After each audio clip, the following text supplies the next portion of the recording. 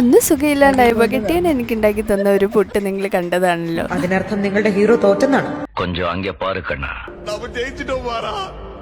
Finally സദ്യ.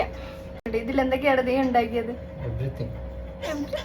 എല്ലാന്നും അല്ലെങ്കിൽ ഇതിൽ പച്ചടി, തോരൻ, കൂട്ടുകറി, പരിപ്പ് അത് സാറിന് ഉണ്ടാക്കി, ബാക്കിയെല്ലാം ഞാൻ ഉണ്ടാക്കി. ഞാൻ ഇത് വന്നിട്ട് അമ്മയുടെ അടുത്ത് റെസിപ്പിയൊക്കെ ചോദിച്ച് മനസ്സിലാക്കുന്നതാണ്. അപ്പോൾ ഇങ്ങനെയൊക്കെയായിരുന്നു നമ്മുടെ വിഷുസദ്യ. പിന്നെ ഈ കരിഞ്ഞുണങ്ങിയ ഇല പറയണ്ടല്ലോ, അമ്പാതിരി ചൂടാ. പിന്നെ നമ്മുടെ അതിഗംഭീരമായ പാചകത്തിന്റെ വീഡിയോ ഒക്കെ എടുക്കണമെന്നുണ്ടായിരുന്നു, പക്ഷെ നമ്മൾ നന്നാവില്ലല്ലോ. കാരണം വിഷു തലേന്ന് രാത്രി 9 മണിക്കാണ് നമ്മൾ പർച്ചേസിങ്ങിന് ഇറങ്ങിയത്. തട്ട മുതൽ പലവ്യഞ്ജനം, പച്ചക്കറി, വാഴയില, മയിൽപ്പീലി, മഞ്ഞപ്പൊട്ട്, പിന്നെ കണിക്കൊന്ന ഇതെല്ലാം കൂടി മേടിച്ചിട്ട് വീട്ടിലെത്തിയപ്പോഴത്തേക്ക് 11 മണിയായി. എന്നിട്ട് കൃഷ്ണനെയൊക്കെ ഒരുക്കി വീടൊക്കെ ഒന്ന് ക്ലീനാക്കി കണിയൊക്കെ ഒരുക്കി വന്നപ്പോഴത്തേക്കും ഏകദേശം 3 മണിയായി. അപ്പൊ പറഞ്ഞു വരുന്നത് എന്താന്ന് വെച്ചാൽ, ഈ ഓട്ടപ്പാച്ചിനിടയിൽ നമ്മുടെ ഗംഭീരമായ കുക്കിങ്ങിന്റെ വീഡിയോ എടുക്കാൻ എനിക്ക് ഫോൺ തൊടാൻ പോലും സമയം ഉണ്ടായിരുന്നില്ല. അപ്പൊ എന്തായാലും ആസ് യൂഷ്വൽ മലർമാതിൻ കാന്തൻ